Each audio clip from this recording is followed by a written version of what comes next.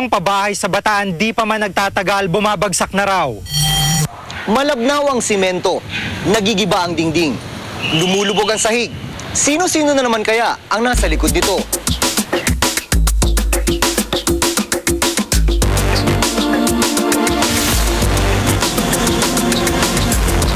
Ito ang Bataan Peninsula Heights sa Bataan. Elegante. Sa gate pa lang, aakalain mong isang exclusive subdivision ang lugar. At ang mga nakatayong bahay, magagara. Sariwa ang hangin. Tanaw pati ang Manila Bay. Sino ang mag-aakalang isa itong low-cost housing project? Pero sa malapitan, tambad ang pangit na mukha ng proyekto. May mga bitak sa dingding. Pati sa sahig ng ilang bahay. At ang nakakatakot, walang pundasyon ang mga unit. Proyekto ito ng probinsya ng Bataan na itinayo noong 2001.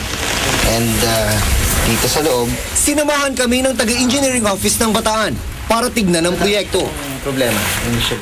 Kasi doon sa side na yon, may crack na siya. Then dito, may crack siya. Yung flooring mo, may crack siya. You have cracks all over. So what's holding this place together? Ito, may safe place. Sinilip din ang mga depekto sa pundasyon. So pag wala siyang pundasyon, ang implication nun, para siyang nakapatong lang sa lupa. Yes. And yun ang sinasabing structural defect. Kasi Kapag mahina ang pundasyon, madali ito gumuho. Bukod pa rito, noong July 28 ng taong ito, nagsagawa ng independent random evaluation sa lugar si Engineer Ana May Tayo ng Bataan Heroes Memorial College. Isinagawa ito batay sa kahilingan ni Governor Enrique Garcia. Sa 13 unit, 2 hanggang 3 bahay bawat bloke ang sinuri. Lumabas na substandard o bagsak sa kalidad ang proyekto. Kaya naman inirekomenda niya na lisanin na ng mga residente ang kanilang bahay na may sira. Hindi na raw kasi ito pwedeng ayusin at mapanganib para sa mga nakatira. Si Arnold, tumanggi siyang humarap sa kamera. Ipinatibag niya ang divider nila matapos makita na 3 pirasong bakal lamang ang sumusuporta rito. 15 bakal ang dapat sumusuporta sa dingding. Gusto ko na umalis.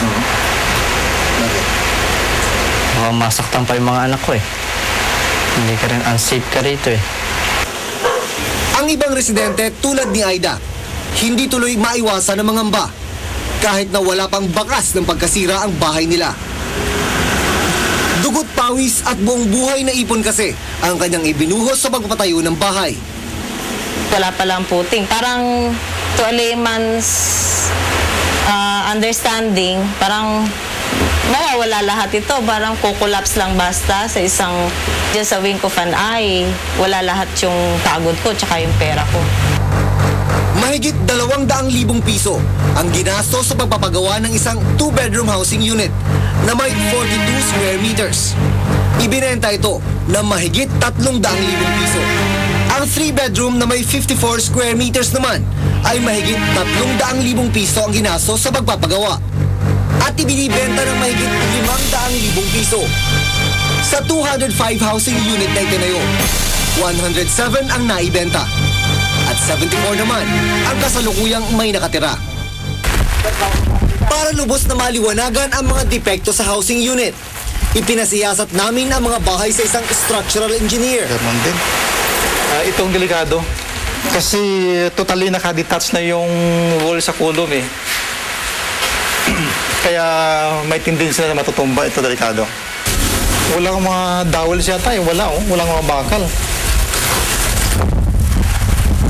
Walang dowels eh. Sikwatan mo.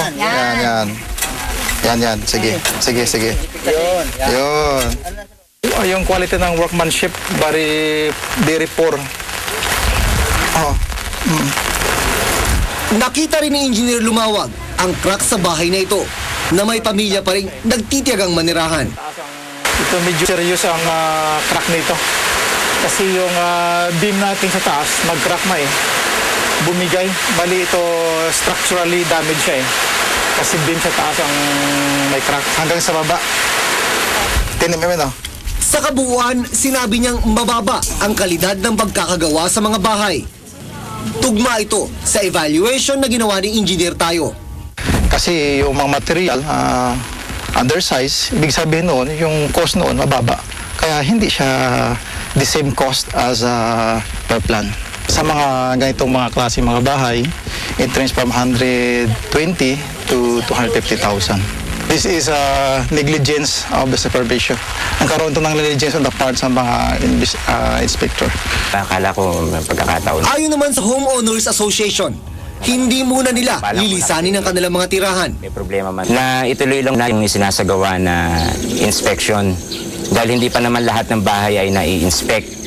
At of course, yung mga bagay na yun ay ipapaubaya natin sa mga engineer na mas nakakaunawa pagdating doon sa mga bagay na yun. Ano? Na-discover namin na maraming cracks and we kept on fixing them. Pero in spite of that, lumalabas pa rin yung mga cracks and nagsuspecha yung mga provincial engineers namin na baka more than the superficial, more than the cracks, may structural defect. Nagtayo ng isang korporasyon si Roman, ang Bataan Provincial Development Corporation o BPDC noong taong 2000, kung saan siya rin ang chairman. Matapos mabuo ang BPDC, nagkaroon ng bidding para sa magiging co-developer. Iginawad ang proyekto sa Bataan Peninsula Real Estate Development, isang pribadong kumpanya na pinamumunuan ni Engineer Jimmy Bustamante. Pinakamababa kasi ang kanyang bid kumpara sa dalawa pang bidders. Ayon sa Republic Act 7160 Section 37 o ang Local Pre-Qualification Bids and Awards Committee, dapat ay may representative ang COA sa bawat bidding. Pero sa dokumentong nakalap namin, walang representative ang COA. Ayon kay dating Governor Leonardo Roman, wala raw siyang kinita sa proyekto kahit 5. Dokumentado raw ang lahat na ginastos sa pondo. May record naman yan dun sa COA. Hindi maaari sapagkat yung pag-ibig regularly, chine-check nila kung ano na ang development. Ano? Kasi parang progress billing ito eh. Pag wala kang ginagawang daan, hindi ka babayaran sa daan. Nanghingi namin ng dokumento sa Komisyon ng Audit. Hanggang ngayon, kulang pa rin ang liquidation na inutang ng BPDC para sa housing project ng Bataan mula pa noong 2001 hanggang 2004. Bukod dito, hindi pa nagbigay ng accounts at financial statements ang BPDC noong 2002 hanggang 2003 para ma-audit ng COA. Galing sa Pag-ibig Fund ang perang itinatayo ng housing project. Sa loan agreement sa pagitan ng Bataan at Pag-ibig ng 2000, nakautang ang National Government ng halagang 200 billion. Pero 143 million pesos lang ang kabuang pondong na-release. Itinanggi niyang substandard ang proyektong pinamumunuan niya. Hindi siguro tayo kailangan mag-generalize yan. Baka may isa, dalawa nga, no, na medyo nakita. Siguro ini-expect niya, matibay-tibay. Nakita niya yung sa ganong halaga pala, ganun lang. Tila walang nakikitang malaking problema si Roman sa Bataan Peninsula Heights. Ang tingin ko yung project, hanggang sa ngayon pinapansin sa pinakasak na project nila. Ang Pag-ibig ang mas reliable dito kasi sa kanila yan di ba? More on sila yung may malaking investment.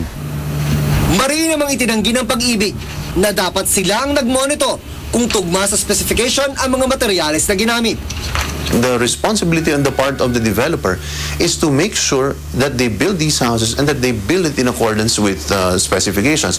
And that if they don't, it's very specific in terms of their responsibility under the very strict letter of the contract.